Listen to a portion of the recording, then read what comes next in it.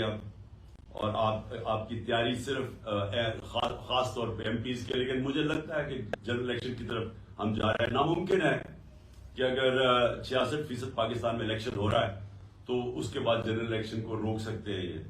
तो हम सारों को अब कोशिश अपने हलकों में तैयारी कर लेनी चाहिए इलेक्शन की, और हमने सिर्फ इनको ये कहा हुआ है कि अगर आप बात करना चाहते हैं जनरल इलेक्शन की डेट देने में तो हम बात करेंगे, नहीं तो हम आन करीब अनाउंस कर देंगे अपनी असेंबलीज डिसॉल्व करके इलेक्शंस।